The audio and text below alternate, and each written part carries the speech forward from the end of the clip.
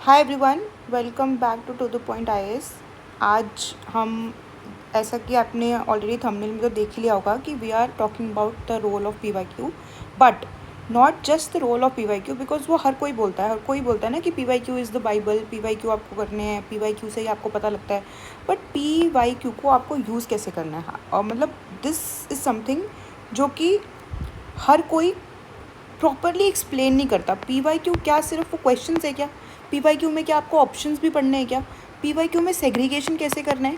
What is the role and how to use it? Let us discuss today from my experience, because मैंने जब 3 back to back निकाले थे after failing prelims first, उसके बाद जब मैंने 3 प्रीलिम्स निकाले थे, मेंस लिखे थे आगे, तो कुछ तो चीज़ है जो मैं फिगर आउट कर पाई कि पीवाईक्यू को यूज़ कैसे करना है, और वो भी बहुत साइंटिफिकली, ठीक है, ताकि वो जो आप एक होती है ना कि लक है या फिर बहुत आउट ऑफ द सिलेबस है, उसको हम थोड़ा एलिमिनेट करके साइंटिफिकली इस चीज़ पे आ पाए कि पीवाईक्यू को हमें यूज़ कैसे करना है, ठीक है। तो यार इसमें पहली बात तो कोई भी इट इज़ मतलब कोई सेकेंड थॉट नहीं कि PYQ is the Bible, it is actually the Bible. क्यों और कैसे? सबसे पहली चीज़, एरिया ऑफ फोकस। यार देखो, अब मैं बताऊँगी भी आपको कि पीवाईक्यू मतलब कैसे हम सेग्रीगेट करेंगे by considering one paper. But पहली चीज़ आपको ये ध्यान रखनी है कि जब आप पीवाईक्यू उठाओ ना, तो आप ये देखो यार कि पीवाईक्यू में कौन से सेक्शंस पर फोकस कर रहा है। सेक्शंस मतलब क्या? आप डिवाइड करो कि जैसे पॉलिटी हो गई, ठीक है, उसके बाद इकोनॉमिक्स हो गई, उसके बाद हिस्ट्री हो गई। तो इसमें से कौन से सेक्शंस पे वो टारगेट कर रहा है और कौन से सेक्शन से कितने क्वेश्चंस आ रहे हैं। ये आपको ना कुछ क्लीशे चीज़ें लगेंगी, लेकिन वो आपको बहुत काम आएंगी जब आप फाइनल वे पे ना, जब फाइनल स्टेजेस पे आते हो, जैसे 1 मंथ रह गया अब, तो किस टॉपिक पे कितना रिविजन करना है वो आपको ये चीज़ बताती है। और किस टॉपिक पे आप भूल रहे हो और वो किस पॉइंट पे बार बार आपको याद करवाना चाह रहा है, तो वो भी आपको एरिया ऑफ फोकस से पता लगता है, ठीक है। जैसे कि एक चीज़ देखो, जब आप ये वाला पेपर देख रहे हो, ये है 2024 का पेपर, ठीक है। 2024 के पेपर में जब आप क्वेश्चन देखते हो ना, ये चीज़, जैसे आपने क्वेश्चन ये पढ़ा, एक सेकंड मैं आप करूँ, हाँ। तो जब आपने क्वेश्चन देखा, तो आपको सबसे पहले तो आपको जाना चाहिए ज्योग्राफी के सेक्शन पे, और ज्योग्राफी में भी जो एटमॉस्फेयर का सेक्शन होता है ना, जिसमें आप पूरी लेयर्स पढ़ते हो, आप क्लाउड्स पढ़ते हो, मतलब जो भी ज्योग्राफी में पर्टिकुलर एटमॉस्फेयर का सेक्शन है, जियोलॉजी का सेक्शन है, और डिफरेंट सेक्शन है, उसमें से कौन से सेक्शन पर टारगेट किया जा रहा है वो आपको पता होना चाहिए। समझ रहे हो? ओके। उसके बाद जैसे आपने एरिया ऑफ टारगेट देख लिया, area of target if you are done with it ना, मतलब हर पीवाईक्यू के साथ, उसके बाद आपको पूरे पीवाईक्यू जब आप प्रॉपरली सॉल्व करोगे, तो आपको ये चीज़ पता होनी चाहिए कि कौन से पेपर में कितने क्वेश्चंस एक्चुअली डुएबल हैं। पता है क्यों? क्योंकि ना हर कोई बोलता है पेपर होने के बाद कि ये बहुत ईजी था, ये तो करा जा सकता था, है ना, तो वो ऑलमोस्ट 60 to 70 क्वेश्चन तो सीधा ही बता देते कि आपको पता होनी चाहिए।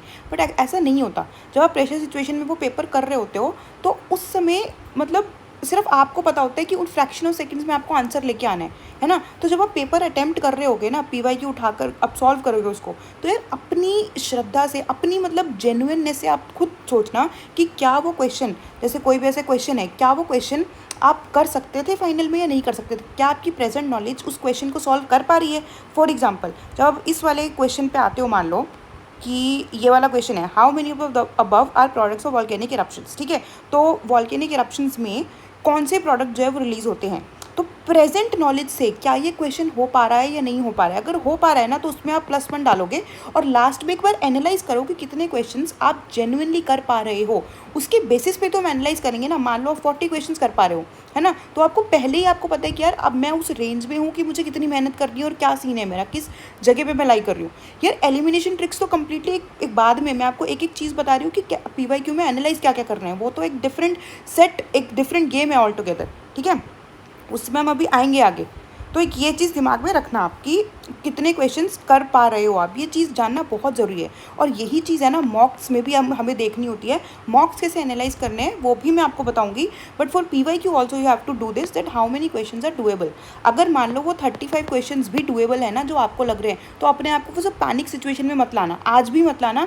क्योंकि जो 100% क्वेश्चन होते हैं ना, वो 25-30 से ज़्यादा नहीं होते प्रेजेंट सिनेरियो के हिसाब से, जैसे प्रेजेंट क्वेश्चन पेपर्स बन रहे हैं, ठीक है। तो ये आपको लिखना है ताकि आपको आपकी प्रेजेंट सिचुएशन पता लगे।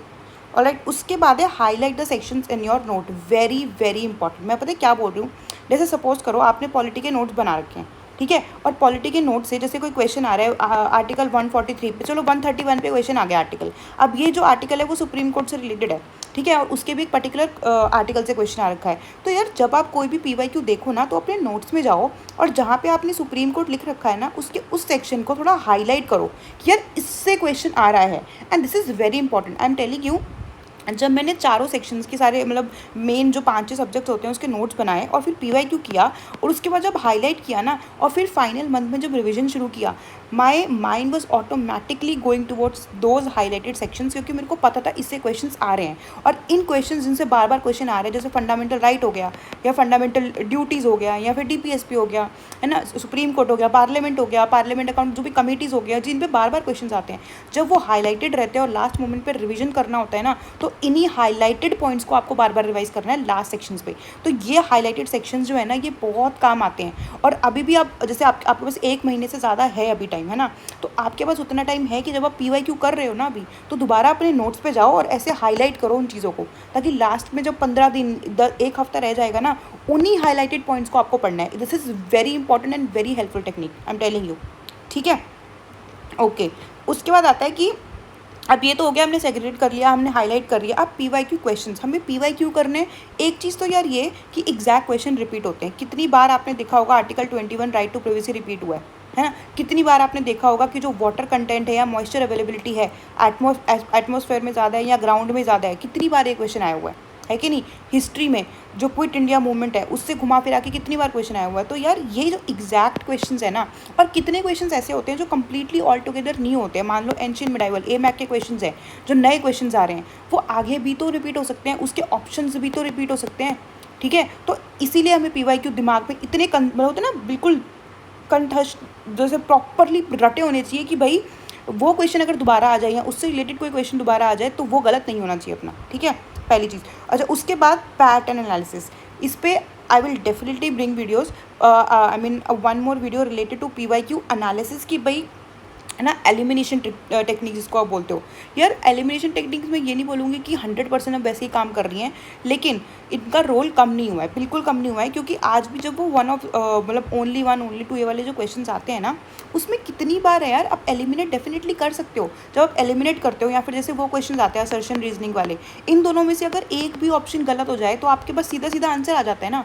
तो ये जो एलिमिनेशन वाली चीज़ है ना, वो अभी भी कहीं ना कहीं काम कर रही है। बिकॉज अब वो एक क्वेश्चन में अगर आपको 4 ऑप्शंस पूछ रहा है, क्योंकि हर ऑप्शन में वो ओनली 1 ओनली 2 या 1 2 3 वो चाहते हैं कि आपको हर पॉइंट का पता हो। तो elimination is very useful, even now it is very useful. और and I will bring a separate video जिसमें मैं वो सारी चीज़ें आपको कंपाइल करके दे पाऊँ। Also it is also very necessary कि आप वो ट्रिक्स खुद जनरेट करो, क्योंकि मैं आपको पर्सनल एक्सपीरियंस से बता रही हूँ, जो भी आप वीडियोज़ देखते हो वो सिर्फ आपको हेल्प कर सकती हैं। क्या फाइनल पेपर में आप अप्लाई कर पाओगे वो आपके खुद के एक्यूमेन और खुद की अंडरस्टैंडिंग के ऊपर बेस है। क्योंकि कोई पर्सन किसी तरह से सोच लेते हैं क्वेश्चंस को अपने एक्सपीरियंस के बेस पे। ज़रूरी नहीं है कि आप फाइनल में जो 5 से 6 सेकंड में आपको ऑप्शन टिक करना होता है ना, उसमें आप वो चीज़ अप्लाई कर पाओ, ठीक है। आप ध्यान से सुनना है मेरी बात, क्योंकि हर कोई पता है सिर्फ एलिमिनेशन ट्रिक्स के पीछे जाता है, ये नहीं सोचता कि वो कोई पर्सन को जो सामने आपको बता रहा है वो चीज़, उसने वो चीज़ कैसे जनरेट करी। तो इसीलिए मैं बोल रही हूँ PYQ देखो और खुद लिखो कि आप कौन सी ट्रिक्स है जो जनरेट कर पा रहे हो, और हो सकता है जो आपने सुनी भी ना हो वो आप खुद अंडरस्टैंड करो और वो फाइनल पेपर में जाके अप्लाई कर पाओ। And it is all up to you, that is why you have to do PYQ, ताकि आप वो पैटर्न एनालिसिस करो। पैटर्न एनालिसिस बहुत ज़रूरी है इस पेपर में, ठीक है। क्रैमिंग नहीं करनी। और ये सेम चीज़ आप जब मॉक्स में अप्लाई करने की कोशिश करोगे, और हो सकता है आपको वो क्वेश्चन ना मतलब नंबर ना बन रहे हो, क्योंकि UPSC एक अलग पैटर्न पे क्वेश्चन पूछता है और मॉक्स में अलग पैटर्न पे क्वेश्चन आते हैं, ठीक है। अच्छा, इसीलिए मैं हमेशा बोलती हूँ, क्योंकि मॉक्स पे अलग पैटर्न पे क्वेश्चंस आते हैं, इसीलिए और नॉट सपोज टू गिव जो मॉक्स होते हैं ना, लास्ट के 15 से 20 दिन में मॉक्स मत देना। अभी it is a good time, अगले आप 10 दिन जो है ना वो मॉक्स दे सकते हो, ठीक है। इवन कि आप एक एक दिन में आप एक एक मॉक भी दो, इट इज़ वेरी गुड, कोई दिक्कत नहीं, क्योंकि आपका सॉर्ट ऑफ एक एक्टिवली रिवाइज ही हो रही है वो सारी चीज़ें, ठीक है। और उसको जाके आप बैक में देखो भी कि आप कौन सी चीज़ें भूल रहे हो जब आप मॉक दे रहे हो। लेकिन लास्ट के जब 20-25 दिन रह जाए ना, उस समय आपको मॉक नहीं देने हैं। आपको इसीलिए मॉक नहीं देने, आपको सिर्फ और सिर्फ PYQ करना है। पता है क्यों? क्योंकि PYQ में एक पैटर्न है, और अगर वो पैटर्न अपने दिमाग में बिठा लिया ना कि वो किन किन पॉइंट्स पे आपको गलत करवा रहा है, वो किन कीवर्ड्स को यूज़ करके आप वो चाह रहे हैं कि वो चीज़ आपको पता हो, एक सेकेंड, हाँ, वो किन कीवर्ड्स को यूज़ करके चाह रहा हो कि वो आपको पता हो, या वो चीज़ जो है मतलब पर्टिकुलर चीज़ गलत है या सही है, वो तभी पता लगेगी जब आपने PYQ लास्ट के 20 दिन में करे होंगे, जो कि बहुत ज़रूरी है।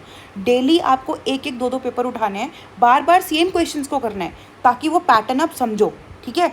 Now to understand the pattern in your mind, to just fix the pattern of UPSC questions in your mind, it is very important to do last 20 days सिर्फ PYQ और कुछ नहीं, ठीक है। रिवीजन का मैं ऑलरेडी आपको वीडियो बता चुकी हूँ कि मतलब रिवीजन इन द सेंस कि जो भी कोर सब्जेक्ट में किन किन टॉपिक्स पे आपको फोकस करना है, मैं इससे पहले वाली वीडियो में आपको बता चुकी हूँ। इसके बाद जो मैं आप वीडियो लेके आऊँगी ना आप लोग के लिए, वो है मॉक वाली, ठीक है। मैं ज़रूर बताऊँगी, क्योंकि ना मुझे लगता है कि लोग है ना मॉक को भी बहुत कुछ कई बार ओवर स्ट्रेस भी नहीं करना और उसको छोड़ना भी नहीं है, क्योंकि मॉक जो है ना वो एक्टिवली रिवाइज करने के लिए बहुत काम आते हैं, लेकिन वो UPSC के पैटर्न से कम्प्लीटली अलग है, ठीक है। तो ये कैसे करना है मैं आपको नेक्स्ट टाइम अभी बताऊंगी। ऑल्सो वो जो एलिमिनेशन वाली चीज़ है, ठीक है, जो कहीं ना कहीं है तो काम की, लेकिन कहीं ना कहीं आपको ही खुद से अंडरस्टैंड करनी है और खुद का पैटर्न बनाना है, तो that also I will tell. जैसे कुछ क्वेश्चन है, मैं आपसे डिस्कस करती हूँ मैं ये चीज़ क्या बोल रही हूँ। जैसे कि मान लो ये क्वेश्चन आया है ना, सपोज ये क्वेश्चन आप सोच रहे हो। अब जब ये क्वेश्चन आया था, it was not a easy question, क्योंकि हर कोई सारे कोको प्रोड्यूसर्स वगैरह जो है वो याद करके नहीं बैठता कि सबसे ज़्यादा कौन है। एंड कोको, आयरन या स्टील भी नहीं है ना। क्वेश्चन में ये था कि which of the following country as well they are known as the 2 largest cocoa producer in the world. अभी जो ऑप्शन है ना, आपको पता है क्या करना है। अब ये क्वेश्चन आ चुका है। पहली बात तो ये जो कंट्रीज़ हैं वो सबसे ज़्यादा किस चीज़ की प्रोड्यूसर है, ये आपको पता होना चाहिए। ये क्वेश्चन कहाँ से आ रहा है, मैपिंग से आ रहा है, ये आपको पता होना चाहिए, ठीक है। अब इसने किस तरह से उसको टारगेट किया, जो कि जब आप मैपिंग करते हो ना, तो अब देखो कि वो ये नहीं, वो आपको एक्सपेक्ट कर रहा है कि आपको सारे प्रोड्यूसर्स पता हों, ठीक है, लेकिन आपको ये एक्सपेक्ट कर रहा है कि अगर आपने हिस्ट्री और जोग्राफी को रिलेट करके स्टडी करा हुआ है ना, तो आपको इंटरनेशनल मतलब जो वर्ल्ड हिस्ट्री वगैरह होती है, अगर उसके भी आपको ट्रेड रूट्स पता है, तो आपको पता है कि ये वाला वो रीजन था जहाँ से एक्सपोर्ट इम्पोर्ट होता था, ठीक है। अब मैं ये चीज़ खुद को एनालाइज करवा पाना, खुद आप किसी तरह से कंट्रीज़ को एलिमिनेट करके उस आंसर तक पहुंच जाओ, ये आपके खुद के एक्यूमेंट और खुद की अंडरस्टैंडिंग में बेस्ड है। अगर कोई ये चीज़ बोलता है कि it is a easy question, it is not a easy question. इसीलिए मैं बोल रही हूँ कि आपके खुद को पता होना चाहिए क्या ये वो PYQ है जो कि आपके लिए डुएबल है, और अगर डुएबल नहीं है तो क्यों नहीं है। अगर ये क्वेश्चन आ चुका है तो मुझे इससे आगे अब क्या पता होना चाहिए, मेन जो कंट्रीज़ हैं और वो मेन क्या एक्सपोर्ट कर रही है, वो ये चीज़ पता होना चाहिए ना। तो ये चीज़ you have to jot it down in your paper, ठीक है। और एग्जैक्ट अगर सिमिलर क्वेश्चन इनमें से किसी और ऑप्शन से उठ के आ जाए तो वो चीज़ गलत नहीं होनी चाहिए, है ना। उसके बाद जैसे अब कोई जस्ट अ सेकेंड,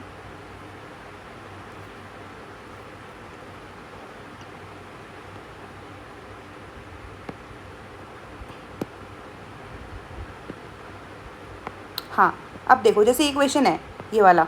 अब जब ये क्वेश्चन है तो इसमें उन्होंने वेस्ट टू ईस्ट गंगा की जो भी ट्रिब्यूटरीज हैं उनके बारे में, उसकी डायरेक्शन और उनका जो प्रॉपर जो ऑर्गेनाइजेशन है, जो भी डायरेक्शंस है वो पूछी हुई हैं, और उन्होंने ये बोला है कि मतलब क्या एक्चुअल सीक्वेंस है। अब इसके लिए जब ये क्वेश्चन आ चुका है तो आपको पता है कि पहली बात तो किसके इस रिवर्स के ऊपर क्वेश्चन आया हुआ है, ठीक है। अब रिवर्स के ऊपर क्वेश्चन आया है तो उसके बाद क्या डायरेक्शन है, क्या उनकी ट्रिब्यूटरी है या डिस्ट्रीब्यूटरी है, ऑल्सो किस रिवर के ऊपर क्वेश्चन आया ये भी पता होना चाहिए, ठीक है, और किस लेवल पे क्वेश्चन आया है। तो अगर इन्होंने वेस्ट टू ईस्ट एक नॉर्थ की रिवर का पूछ लिया तो कहीं ना कहीं आपको साउथ की रिवर का भी पता होना चाहिए, ठीक है, एक ये चीज़। उसके बाद उन्होंने कितनी डेप्थ में पूछा है, उन्होंने सिर्फ मेन ट्रिब्यूटरी पूछी है, उसकी भी जो डिफ़िकल्ट ट्रिब्यूटरीज है नहीं जो हमें पता होता, क्या उस पर अपने को टारगेट करने के नहीं। आई वुड सजेस्ट कि मेन अगर आपको ट्रिब्यूटरी याद है, बिकॉज बहुत सारा रिवर्स है ना, तो आपको अगर मेन में भी याद है तो भी अपना काम चल जाएगा उससे, है ना।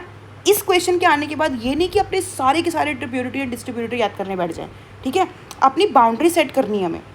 उसके बाद क्या ये क्वेश्चन डुएबल था कि नहीं था, बहुत इंपॉर्टेंट ये चीज़ लिखना। और अगर अभी ये डुएबल नहीं था तो अब हमारे लिए कोई भी ट्रिब्यूटरी का क्वेश्चन डुएबल होना चाहिए, this is also very important, ठीक है, ऑल राइट। और जब ये क्वेश्चन आ गए तो इससे क्या आप कोई पैटर्न जनरेट कर पा रहे हो क्या। जैसे इसमें तो कोई पैटर्न नहीं हो रहा, लेकिन जैसे कुछ क्वेश्चन हैं जिसमें मैं जिन पैटर्न्स की बात कर रही हूँ, जैसे आप ये देखो,